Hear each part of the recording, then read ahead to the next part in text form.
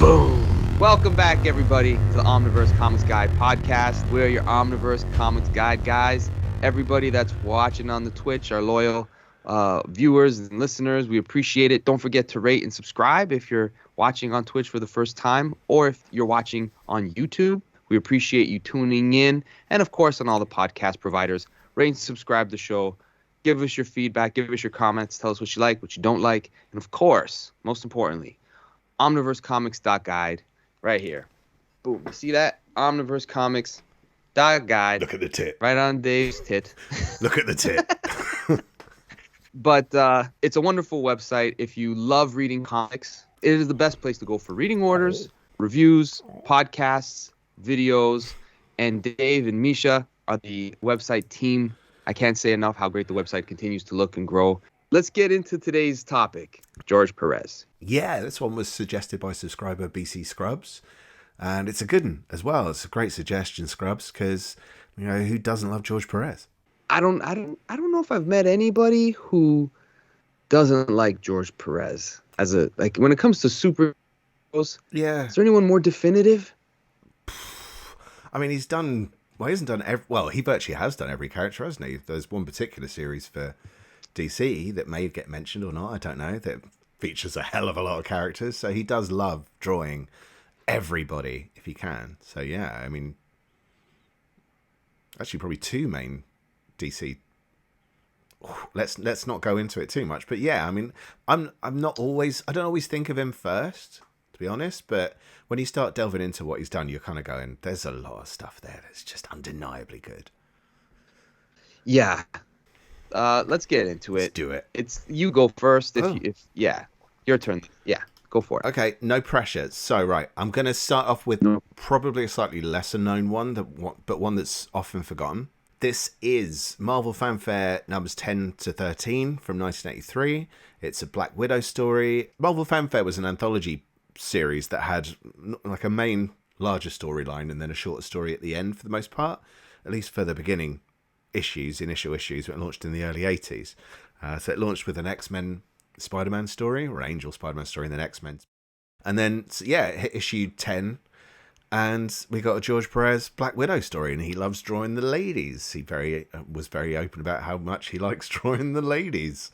So this was a focus on clearly one of his favourite characters. So it's a spy story. It recalls a little chunk of history from when she was in Daredevil, because it used to be Daredevil and Black Widow, but it was still officially Daredevil's series. But for a while it was Daredevil and Black Widow, and she was essentially co-starring in the series in the 70s when Dee Dee was in San Francisco. So it was a villain from that era, that time period, who's manipulating things behind the scenes, and he's got some master plan. So he's trying to draw her out and get revenge on her, and she's trying to figure out who it is, and he pits her against a series of female villains, so some of which have come back years later. None of them ended up being particularly big. There's also a beautiful, mentioning other artists here, Arthur Adams cover on the final chapter. It's just, I was thinking, like, God, George Perez really did an Arthur Adams style cover there. Like, it's Arthur Adams. That's fair enough. But yeah, it's great stuff, and it's just it's the detail and it's the action of Perez. And I think, like, even though he can do a great team book, and he's probably best known for team books because he can just throw so many characters onto a page and it still works. This is a solo story with predominantly one character, but it all links back as well to her S.H.I.E.L.D. connections, and so yeah, he loves drawing on the history. He knows his stuff, George Perez, for both Marvel and DC. It's always been stated about him from his collaborators that they always were nervous to send a splash page to the artist they're working with where they're like, everyone's in this. Whereas with George Perez, he was wanting to put more than you asked. Like, he was the one guy who was more than happy to draw as much as possible on a page. Yeah, and it goes without saying, his style and his method, just, it seems to have been very inspiring to a generation of artists that follow. Like, in many ways, Bill Jimenez. Yes, yeah, is very much so. very much a direct descendant of George Perez. Yeah, So nice pick. That's Thank good. you. Off the beaten path a little bit, not the completely most obvious one. I'm gonna go with, this is something from my childhood that I bought off the spinner rack. So I was very, very little, and I still have one of the copies. I have a couple copies of this issue just because I've read it so much and tattered it as a kid. But it's in Action Comics 600. Pretty well-known issue. This is during the John Byrne era. So this is the anniversary issue 600. So of course you get, special guest artists and all kinds of big stories taking place. So the big story in this one is the George Perez and John Byrne collaboration of the Wonder Woman Superman kiss. Will they be a couple? Will they have the romance? And they kiss for like 3 pages. Really? I remember as a kid, 3 I'm like, pages? Yeah, I'm like, there's a lot of kissing. Yeah. I'm like, man, there's a lot of kissing in these comics. So you got this splash page. Yeah. And then it continues on over there. And I guess you get that kind of pseudo cover that was in the initial bit as well. So that's actually 3. Yeah, exactly. But it's a team up of them being brought to Apocalypse. Yeah. And being put through basically a gauntlet of tests and feats of strength, thinking that they are fighting members of Darkseid's family and his army and some well-known characters from the Fourth World stories, but really it's Superman and Wonder Woman fighting themselves. They've been fooled. So they're seeing each other as the villain. But it's also taking place on what would seem like Themyscira when they end up in that gauntlet. So that page is right side up. It was upside down as a kid. As a kid, I was already flipping the page to figure out what the heck is happening here. What's the right way to read this book? Is it his pencils and Byrne's inks, or what's the... So Byrne does the breakdown, the story and breakdown, but Perez inks it. And other than like the faces of Superman and things like that, like even Darkseid's face, you can see the Byrneism in the anatomy, but there's a lot of things that are very much, that's all George. Yeah. So it's just a story that I've read so frequently as a kid before I could read, following along with the story and seeing what's happening with the characters and why are they sometimes fighting each other, and I couldn't read yet. But the storytelling is so good that you just keep following along, and I would try to recreate it with the action figures. So this was a book that I carried around with me a lot. I reread a lot after I could read. So I had to list it because it's one of those books when I think of like what made me fall in love with comics. The few that you had when you're little, they were like your toys. So that's definitely up there for me. And that's nice. A great issue. If it's collected in a trade or one of the hardcovers, the Man of Steel hardcovers, or if you can find it single issue, it's a great single issue to have because you got Mignola art, Mike Zeck art, Superman. You have Kurt Swan doing the story. It's a really cool issue. At a very good, I guess, kind of a good time for the Superman series as a whole. Superman was in a pretty good place. Yes, it's in those ones. Maybe it's in volume 4 because I can only I've only got 3 and 2 to hand, but I think you're right. I think it's in book 4. I just can't find. I need to sort my books out. Yeah. Okay, so number 2, I will fess up right now. This is my only DC offering for tonight because I haven't read as much DC stuff for George Perez as I would like, to be honest. So because I really, really want to read the Teen Titans stuff, but they ran all the Omnis and then they ran them again, and I was still kind of going, and then I went, and then they did it a third time. They released volume 1, and I went, okay, fine, I'm doing it. So I got volume 1, and now there's no sign of the others being re-released. So come on, DC, come on, it'll be released. Now's the time. So my choice is this. It's, well, I say this. It's not this. This isn't the choice because it's not A Lonely Place of Dying. It is A Lonely Place of Dying, but A Lonely Place of Dying is the sequel to A Death in the Family. So it's a little crossover between. Nice pick. Oh, cheers, dude. Between. Nice. I forgot about that. Well, that's the thing. It's one of the few Teen Titans stories I've read with George Perez art, because I was reading Batman. I was doing a Batman read through as part of my DC thing, and then I hit this storyline. It's Batman 440 to 442, and New Titans 60 to 61. So they're kind of interlinked with Batman at the beginning and end, and Titans slotted in between those 3 issues. And in the story, it's the sequel to Death in the Family. It's Batman is kind of beating himself up after what happened to Jason Todd, and his behavior's getting worse. He's coming home with more injuries, and Alfred's getting worried about him. So he calls in Nightwing to try and see to him, and you learn stuff about Nightwing's origins and how he became Robin in this new version, essentially, still of the DC Universe, the post-crisis version of the DC Universe. And also, even though they'd introduced Tim Drake a few issues earlier, I think it was 436, they start moving him into position in this storyline to become Robin. And it's no major spoiler. Most people know, unless you haven't read many comics at all, that Tim Drake is the 3rd Robin. This is how he becomes Robin. It's Marv Wolfman as well, right? Yeah, it's Marv Wolfman. Did that story. Yeah, he wrote. I think they both write all the chapters.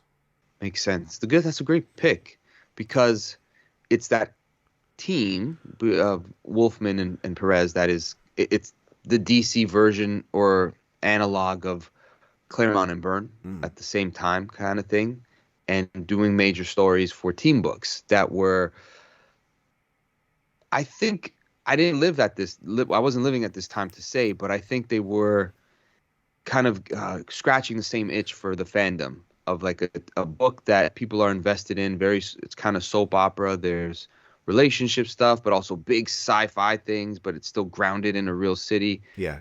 And for them to work on that book together, for The Lonely Place of Dying to revisit Robin or Nightwing and bringing out Tim Drake, it's perfect team up. Yeah. Yeah. Although I must admit, after you brought that up, I can't remember who the villain is.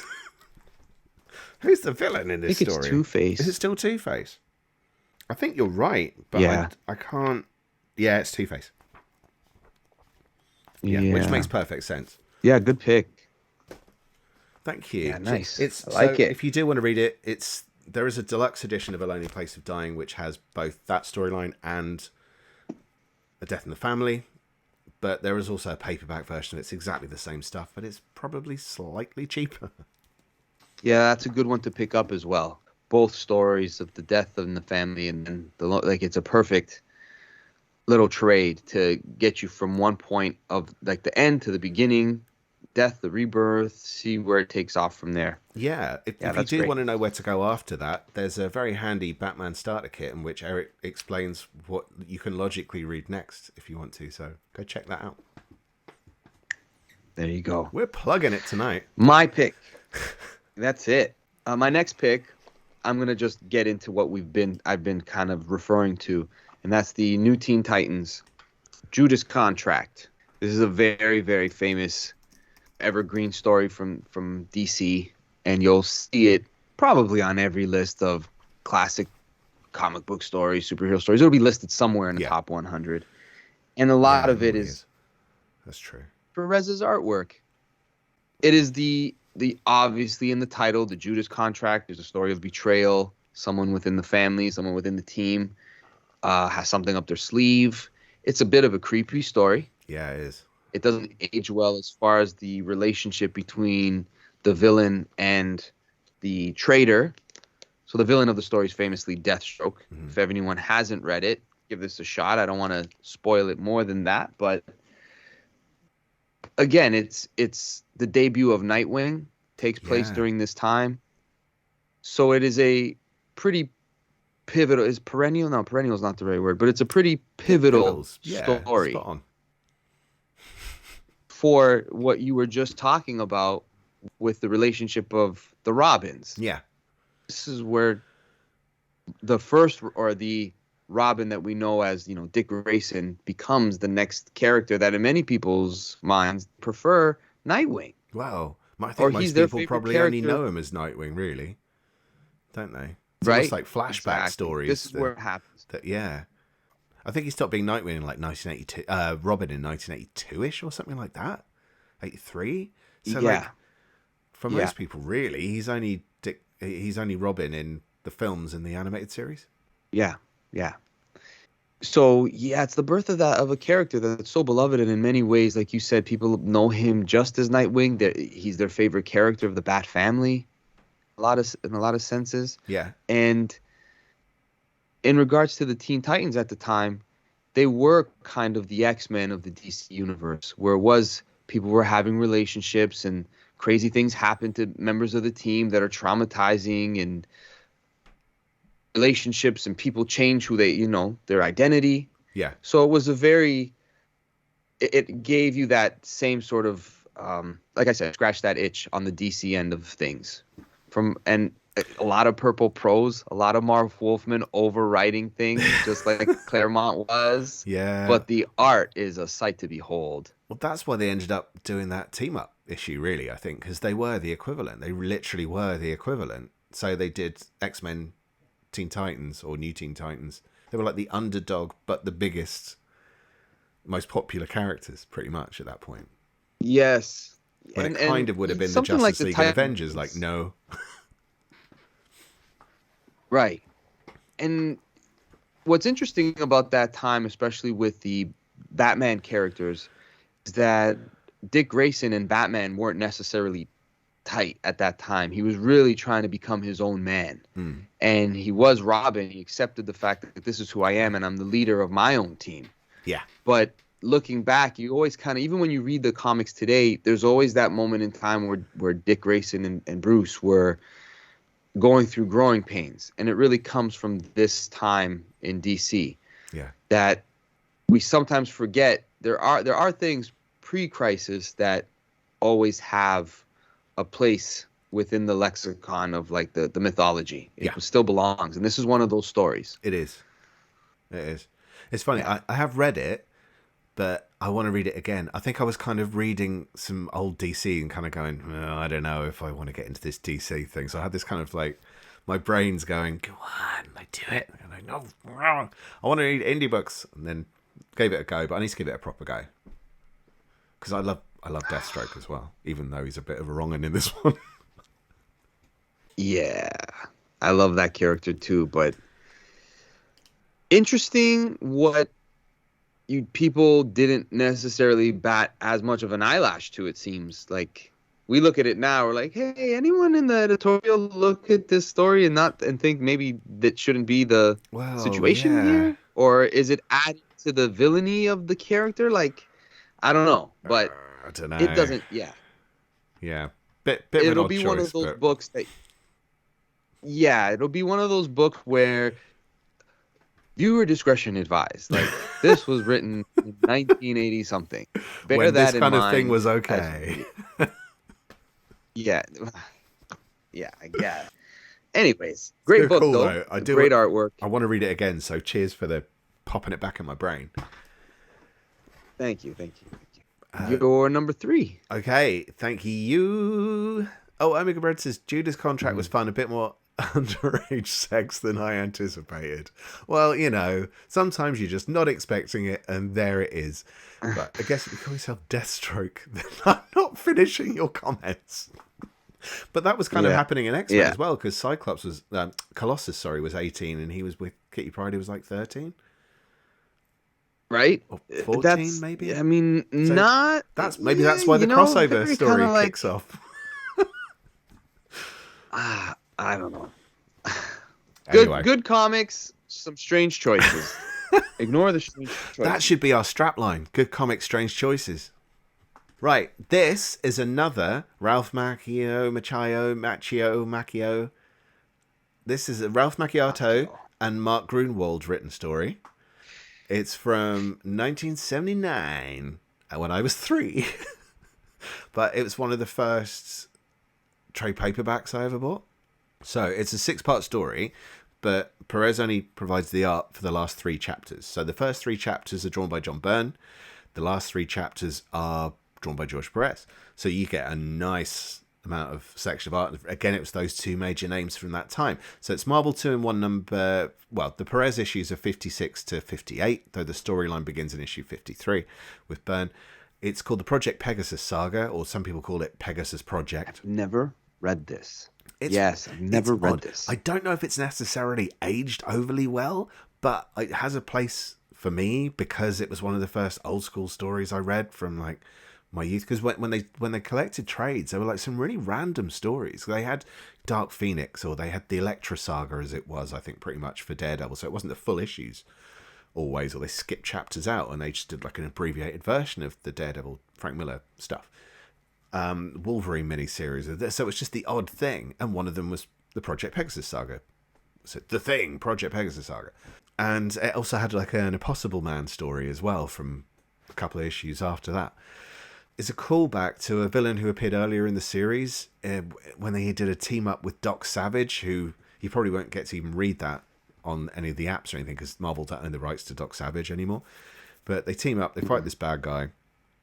Anyway, so this bad guy comes back later on as part of this storyline. Rock's on attempting to sabotage Project Pegasus. And of course, it's a team up book, so each issue you get different characters. And with Marvel 2-in-1, it tended not to necessarily be the biggest names. So first part was Quasar. And I think that might be when he first became Quasar. I cancan't remember. I'd have to remind myself of that. Yeah. And you get it was referenced a lot in the Quasar series. Yeah. I had read it this year, and I remember them referring a lot of times to that storyline. And that's why I'm like, I should have read that because I like Quasar. Yeah. But now you're saying Byrne drew the first half and Perez drew the second half. It's like, I should just own it because. So continue. I'm surprised they haven't. It's quite tricky to get because, I mean, if you want to actually buy it, there are 3 books called Thing Project Pegasus or Project Pegasus Saga. It varies. But I don't think they've been in print for a while. So it can be tricky to get in that format. If you're reading Marvel Unlimited or you want to go out and buy back issues, go for it. Depends how you want to read your stuff, but if you like collector editions, you may get lucky and find one. You've got in the Perez issues, because in the initial issues with Byrne, you've got Nuclo in it. Them fighting Nuclo at this point is quite an obscure villain. You've got Deathlock, but it's not really kind of quite Deathlock exactly. It's like a robot based on Deathlock that the Thing fights. But when it kicks into the Perez issues, he fights Thundra, and I don't know why. I do know why. I don't know why, but I love Thundra. So she's quite an obscure character in the grand scheme of things. But I just don't know. I just think she's cool. I like the costume. There's something. The costume is cool. It's just, what's it like? What do you call those? Like a halter neck top? It's like it doesn't seem ready for battle. That kind of thing. But so what she wears is she's basically like pre-She-Hulk. She was the original She-Hulk, essentially, in many ways. So, yeah, and then it gives a brand new identity to a very obscure character. So,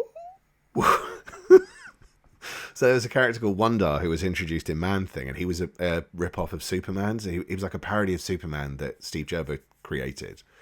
But he's very childlike and, a bit ridiculous. And then they take him in this story and they do something completely different with him. Like, what are you? This is so random. And then that really doesn't get picked up as a thread again, not properly, until Quasar's ongoing series, which is what you would have read. I was just going to say, picking up on that, Omega Bread let us know that Wendell Vaughn was a security guard at Project Pegasus. He was, yeah. When he was first introduced in the Marvel 2-in-1 that you're referring to. So yeah. Well, he originally first appeared as an agent of S.H.I.E.L.D. He was one of the super agents of S.H.I.E.L.D. in a Captain America storyline. He was called Marvel Boy. Right. And then he stops being Marvel Boy, and I can't remember if he becomes Quasar at the end of that storyline, or if he's first as Quasar in this. I'll check it out, but I'm probably going to do a Quasar reading order. Let's face it, because people love that guy. I was gonna say, just do a reading order. I'll do a reading order. I really want a reading order for Quasar, for myself. So I'll probably just do one. I like those books. I got a soft spot for that Quasar stuff. It's Grimwald, man. He loves his history. He likes a bit of cheese. It's fun. That was the time when comics were just pure goddamn fun. So it's great. They were. Yeah. Yeah, and some early Greg Capullo. Yeah. During that time. In Quasar. Very interesting. Yeah, I prefer that style. Yeah, very good stuff. I prefer his style in that to his modern style, funnily enough. Yeah, I liked it too. So, new to the Omniverse right now, we've got our top 10 female leads episode, which was the last one we recorded a couple of weeks ago. Following that, it's First Contact, which is a 2014 Earth 2 Prime Earth clash with Batman and Superman from New 52 continuity, meeting Power Girl and Huntress of Earth 2 for the first time. Planet Scar is the next in the line of a number of Hulk mini-events, and that brings Scar, the son of Hulk, from Saga, $15, to Earth, where he meets his father for the first time. There's a Muir Island Saga reading order, so it leads into the Mutant Genesis era. Also, we have The Many Armors of Iron Man, which is part 2 of that series, so that's a subscriber exclusive. On top of that, we have massively updated the Man-Thing reading order. It's the first half of the Man-Thing reading order. There will be a part 2, and that will bring us up to the present. No one breaks it down like you do. Nobody does it geekier. Better. And oh no, our last episode was actually incoming for January. That is now available on YouTube. So if you want to know what to pick up in January 2024, we list our 10 picks. You're number 3, sir. All right. I'm going to leave if it's Marvel, hopefully you'll catch it. I might have one Marvel thing, but I'm going to go with a DC book. It's just too obvious. It's probably the magnum opus of his career, George Perez. And I'd go with Crisis on Infinite Earths. I don't know if it is the most easily understood story. If you're brand new to comics, it's a lot. It is a lot. But it's also just something worthwhile looking at for the pictures. I don't know how else to put it. There's moments in this book that is just... There's a comic book podcast I used to listen to before I was podcasting. And it's most comic book guys and gals and fans know of comic book geek speak. Okay. I almost forgot what it was called. And they did a segment between two of their co-hosts who were just... One guy wrote his dissertation or whatever it is in college on Crisis. He made a whole thesis on Crisis. Right. They did the first issue, the artwork of the first issue, 3 hours. What? Of the cover. Whoa. Of the cover. 3 hours just on the cover. Because they were just breaking down all of the mythology and the positioning of the planets and the costume choices, history of characters, what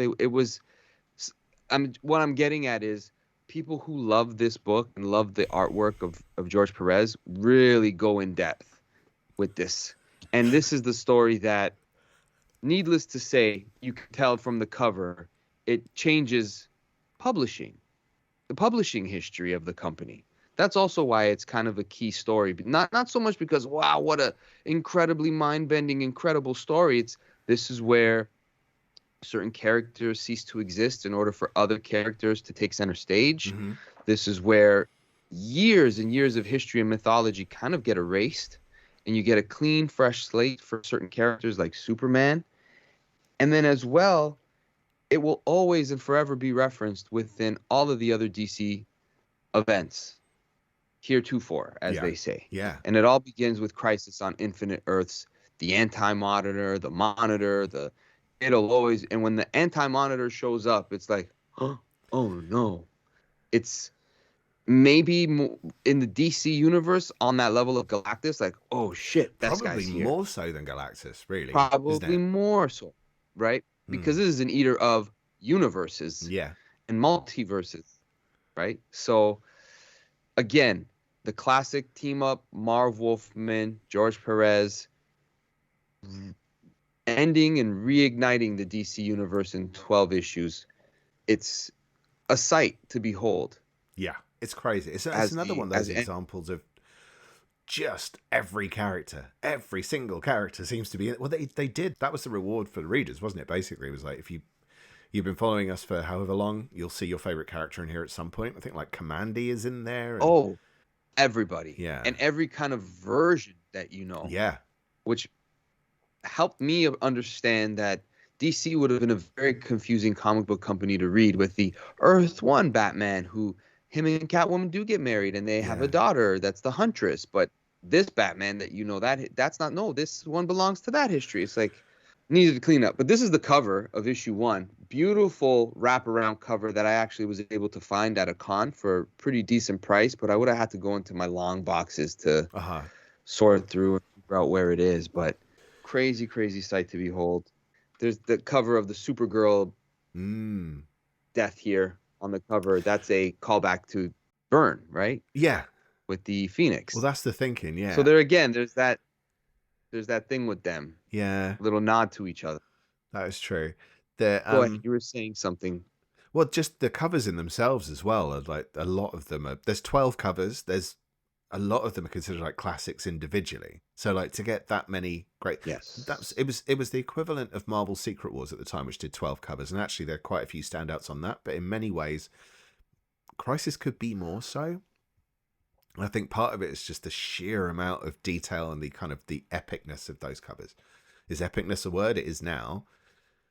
But it is now. Yeah, I mean, you can't really. When I see someone holding someone like that, I don't think of the Dark Phoenix saga, even though I read it first and saw it more often. I think of that Crisis cover. Don't know why. Yeah, it's a very interesting point. I never made that equation to compare like which one, because I always think of like that's first. Yeah. But you're right in the sense of it's what do you think of when you see this pose? And I've even seen George Perez at cons holding up Supergirls like that because it's become such an iconic costume of hers and all of that. And again, there's a lot of the story that is of its time and is very comic book epic and what's happening here. But then when the story really kicks into high gear and the teams are formed and people are on their separate missions to try to stop this event from happening, you get some really fun, compelling stuff.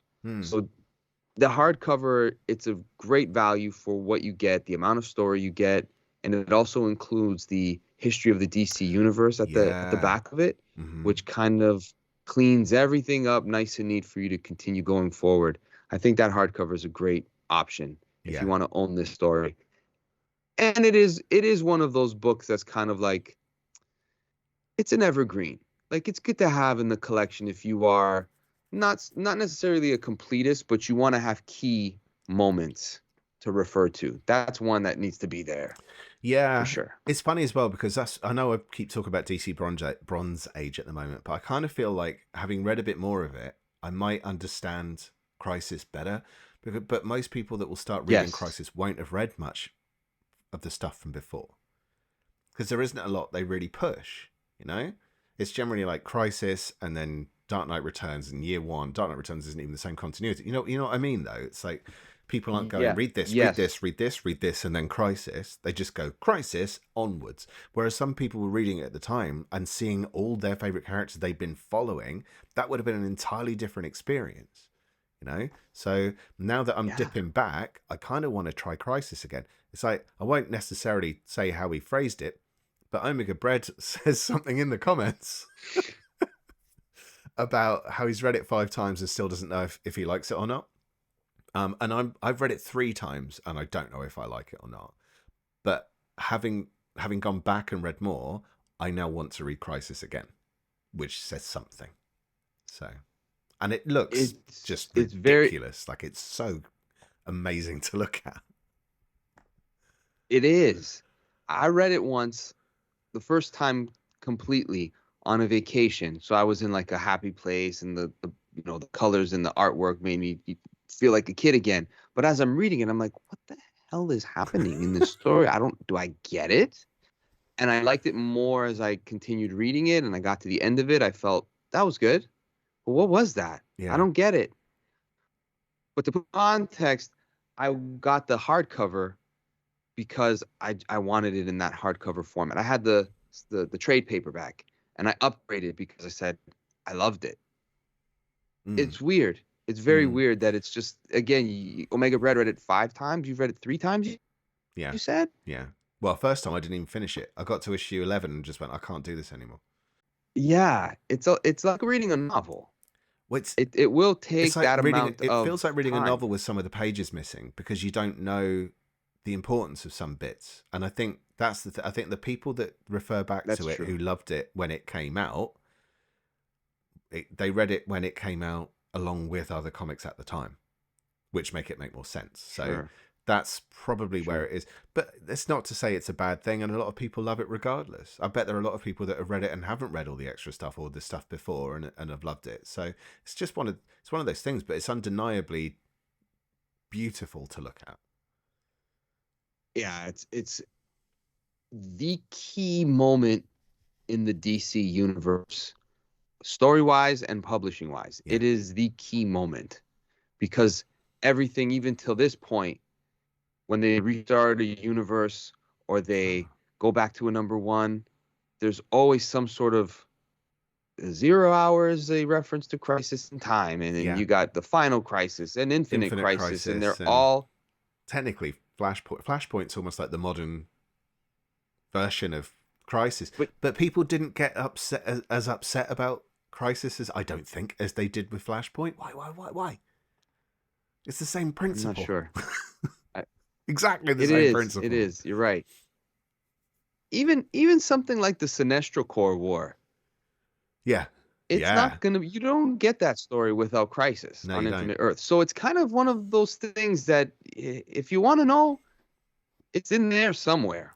And if you it's in there somewhere. If you do want a good Sinestro Corps War reading order, head to omniversecomics.guide for all your Sinestro Corps reading order needs. My number 4 is a number 4. My number 4 is Avengers number 4 from the 1998 Avengers series by Kurt Busiek and George Perez. I'm just picking the one issue from this, and I know that there are other great stories in this run.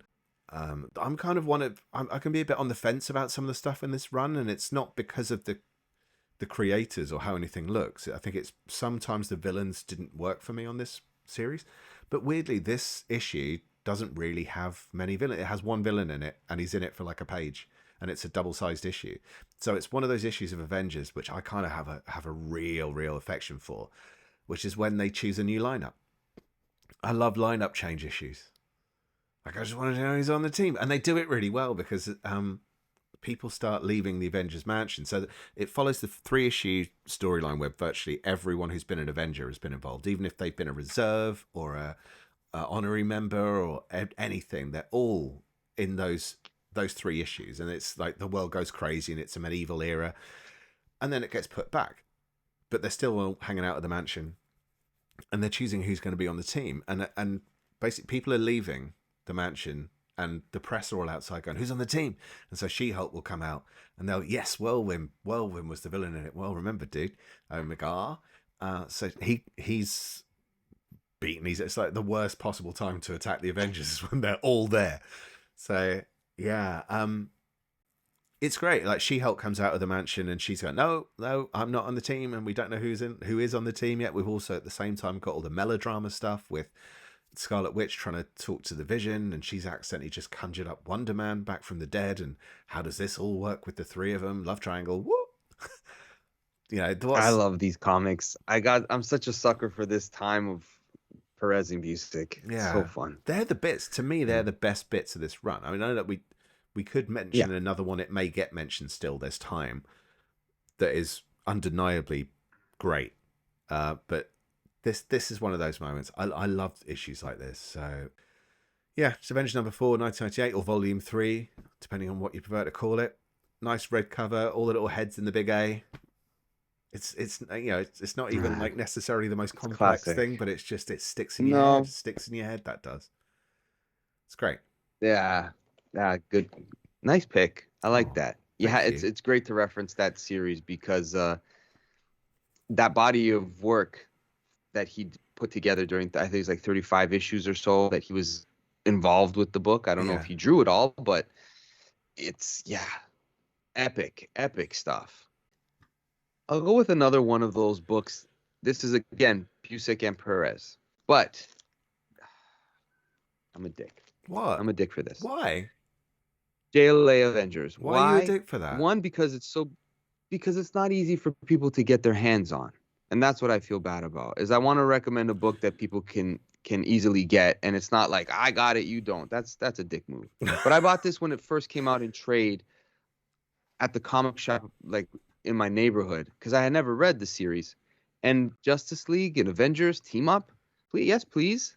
Again, gives me that Crisis vibe. There's a lot of universal, multiversal, cosmic games being played and whatnot, but there's a lot of really good bits and stuff that you'll only find in you don't get many DC Marvel crossovers in life. No. So in fact, this is the last. To get Perez. This was the last one so far the last one they've done. They really need to put something together, these companies, and have this book always in print. Yeah. It's nice that it's a collector's item and it's very sought after and it's hard to come by for people who have copies of it. Great, sure, whatever. But it's too...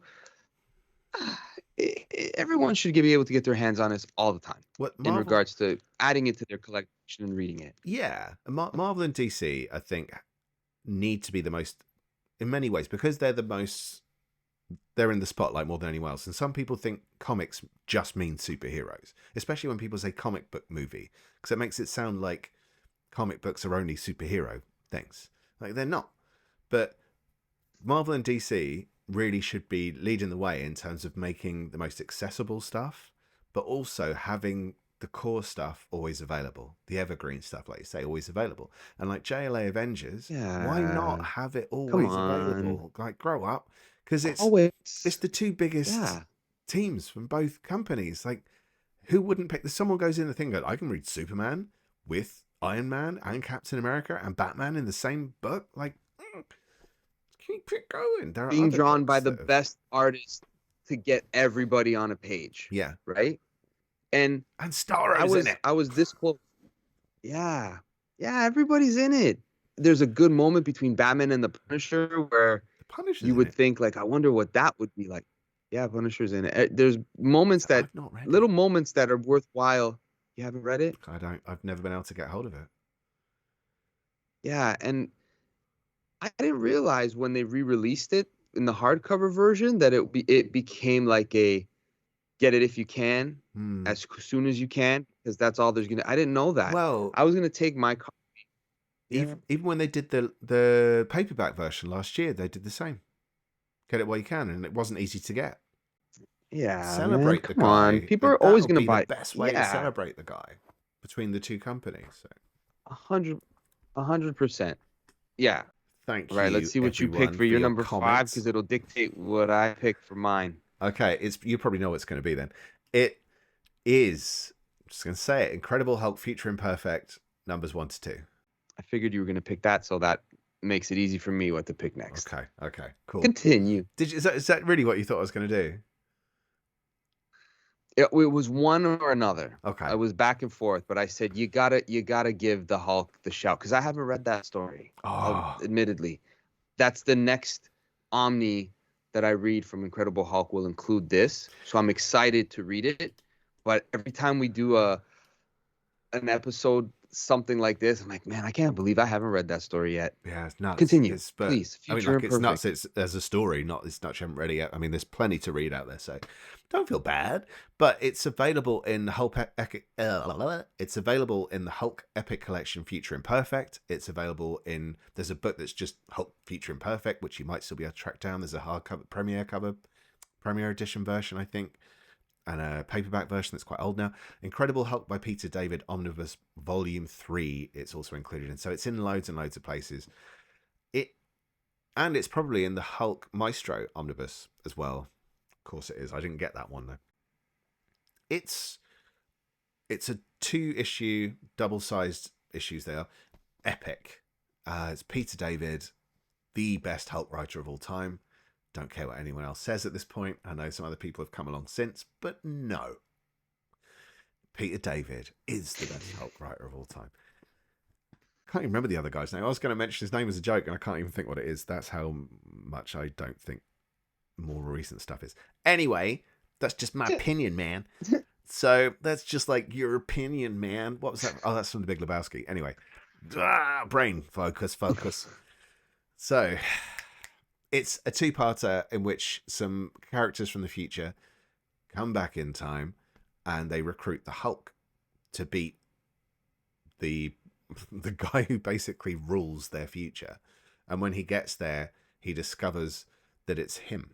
It's himself. It's his future version. He is the maestro. He is the most evil being on the planet. But, and I know it gets bandied about and it gets shared on socials and stuff all the time, one of the best moments of this is not a punch up. It's not one of the things where he faces off. It's not little revelations. It's a 2-page spread where they walk into where Rick Jones, and very, very old Rick Jones, is living, and it's like a trophy room. All the destroyed bits of stuff from major characters. You can just go through and go, what's that? What's that bit? What's that? Oh, that's Dr. Octopus's testicle. That was a genuine slip. Dr. Octopus's tentacle. Oh, we've got one of Otto Octavius's bollocks in this one. There you go, sir. In a jar. Little pickle jar. Oh, careful. Which jar was it? 9. That was an easy slip. Yeah, well, that's what happened to it. Let's be honest.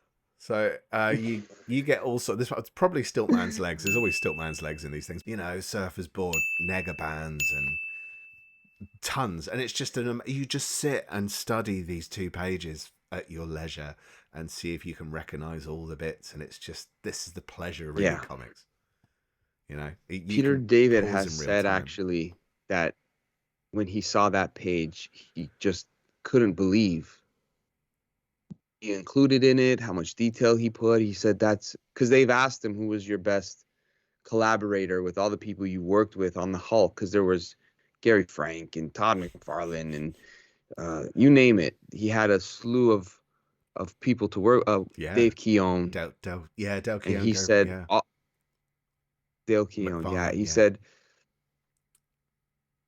the stuff, the Future Imperfect. He goes, I worked with George probably the least. He goes, but that page, I always have to mention it. What you're talking about now. Yeah, that's how iconic this story is, that everyone has seen that splash page to be like, look at that. Yeah. You know what that's from? And you know. It's great. Yeah. That's good great. Call. It's just such a good and the way they resolve the story as well, or you know, some people call that the ending, is really smart. It's really smart. It's a great, I don't want to say anything that might give it away. I was going to say something and I thought like, nope, gives away too much. It's great. And it's just it's a fun Hulk read, and it's one of the best eras of Hulk in that it's not the dumb green Hulk smash Hulk. It's not even the nasty little grey prick. It's the Professor Hulk. He's smart. He's a little nasty on occasion when he wants to be, but it's a whole different way of telling Hulk stories. And his approach is vastly different to the situation than it would have been if they'd gone back and taken the dumb green Hulk, which I just don't think would have been anywhere near as interesting. You know, and it probably wouldn't have succeeded. No. Because that's the benefit of having that smart Professor Hulk deal with the situation. He dealt with it in a way that was clever, and it underlined that this Hulk is dealing with things in a totally different way. So, just great placement in the timeline, great storytelling, incredible art. Future Imperfect. Yeah, great pick. Cheers, man. There's a few things that are going to naturally be left out of this top 10, and they're most likely is because we've mentioned them recently on other episodes. But I'd be remiss if I didn't mention this in my last one. Do it. I wondered what you were going to do. I wondered if it was going to be Ultron Unlimited or that. The Ultron Unlimited we speak about in the Avengers episode that we did, where we do our little starter kit or our top 10. We love that story. Definitely a high watermark of George Perez work, for sure. Yeah. But so is this. Yeah. It goes without saying. The Infinity Gauntlet. Now this is the omnibus. This is the Omniverse. This is the omnibus. You don't have to pick this up to read the Infinity Gauntlet. It's a 6-issue miniseries. Naturally, when you get the whole everything connecting and the tie-ins, and especially the Silver Surfer's part of the story, which I think is really the main part to read. Yeah. Is the Silver Surfer and the Thanos quest. To go along with Infinity Gauntlet will be everything you really need. Hmm. However, although he doesn't draw the entire 6 issues, what he does in this book and the way that he, even just his title pages, how he Mm. includes the artwork as far as the title pages go, it is a sight to behold. Yeah. And again, all the Marvel characters that you would hope to see and think you might see are there. Uh-huh. And you get the Thanos snap. You do get the snap. Or even the lines that It's you might have heard in, what was that film called? Infinity War. It was Infinity War in the film, wasn't it? I couldn't think for a minute. I Infinity War, yeah. don't like Yeah. the film. But yeah, some of the lines are in it. But Mephisto says them, not whatever his name is of the Black Order. So it's a little different. So you can see those references. There'll be, if you've seen those films, there'll be some familiar elements in here. But this is how it actually played out.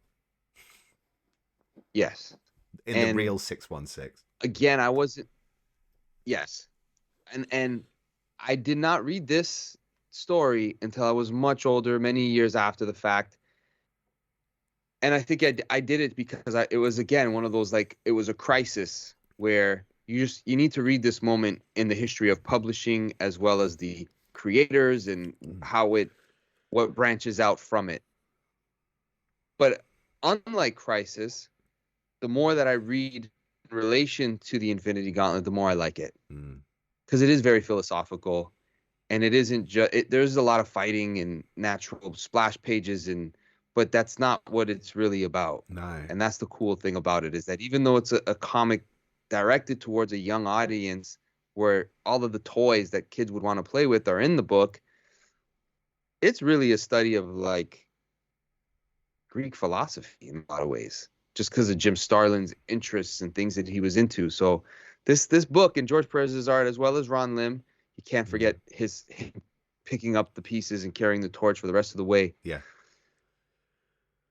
Again, high watermark for, you can't mention George Perez's career without Future Imperfect and Infinity Gauntlet or Crisis. Like, I feel we've covered the bases, Dave. Well, what Crisis is. I know we normally do a thing There's of, like, a lot we didn't mention. Yeah, there's tons we didn't mention, and there's tons neither of us have probably read by the sound of it. But that's the thing. There's so much out there that it's impossible at this point to expect everyone to have read everything necessarily. But we normally have this kind of pseudo rule of, like, just because it's popular, we don't have to mention it. But I mean, on this occasion, I was literally going, I can't not mention that. How can I not mention that? And like with Future Imperfect, I love it. But I love Infinity Gauntlet. And I did think, like, how do I not mention Infinity Gauntlet? It wasn't on my list. It was on my backups. But I mean, look at it. It's and it is, in some ways, it's almost like typecasting. It's almost like we're going to do a big event and there are going to be a lot of characters. Who did that Crisis series a while back? As if they're not going to know. Who did that Crisis series a while back? Let's get that guy. That's essentially the smartest move they could have made, really. I still think Ron Lim did a good job with the last 2 issues. He did. But he did. It's something else. It really works with Perez on those issues. And he does a great Thanos. Like, I think if he's not being drawn by Jim Starlin or Ron Lim, I'll take George Perez on Thanos. There are a lot of creators I think don't necessarily do the best Thanos. I've got a very clear picture in my mind of what he should look like. But Perez does a great Thanos. Yeah, I feel Perez's Thanos is the definitive Thanos. That cover of issue 1 is, like, also so cool. That cover. Yeah, looks...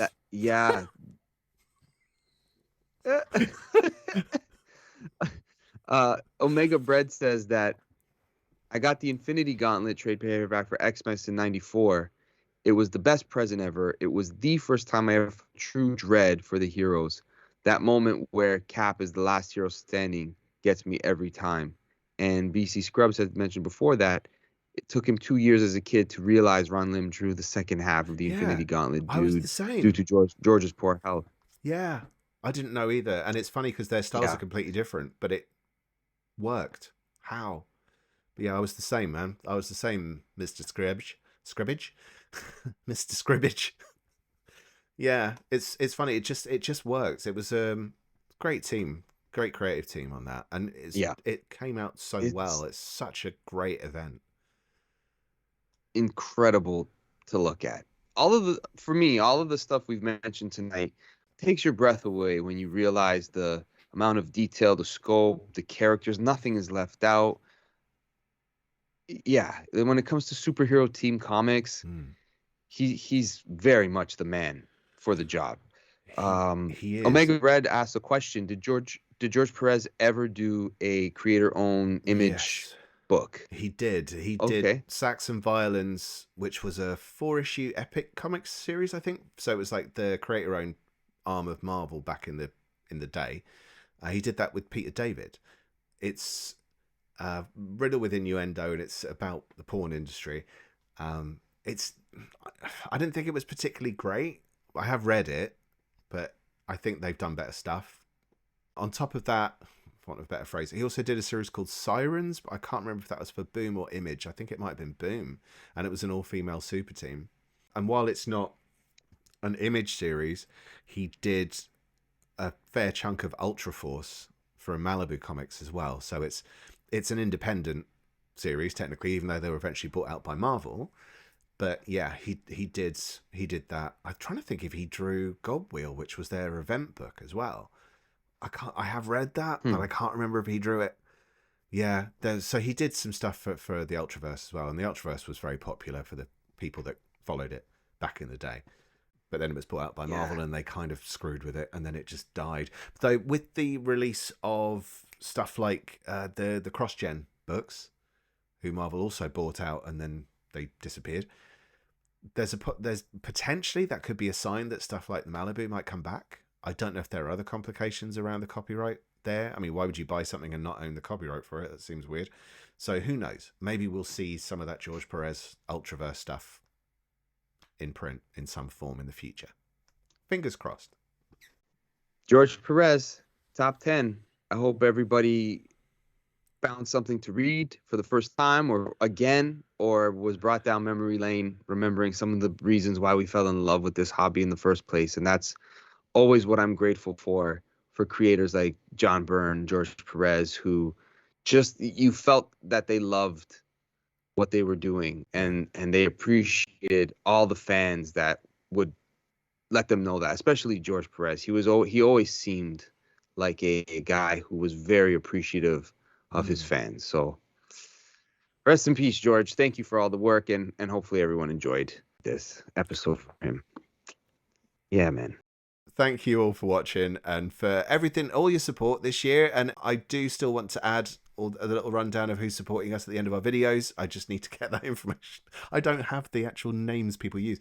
But thank you so much for supporting us over the last year. This is pretty much a year to the day, I think. Yeah. It's our first. This is almost the anniversary in a way. Yeah. Yeah. For the Omniverse. So yeah, thank you all for support, and hopefully you'll stay with us for another year, if not more.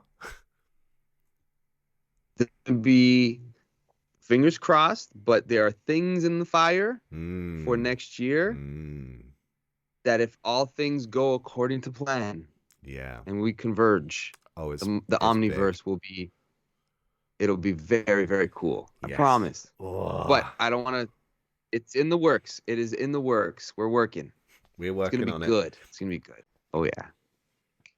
Omniversecomics.guide. Rate and subscribe if you've been with us this long, and podcast provider, YouTube, Twitch, check it out. Rate, subscribe. We love everybody. Thank you. Thank you, Dave. It's been a year. Yeah, it's been a year. What? I know.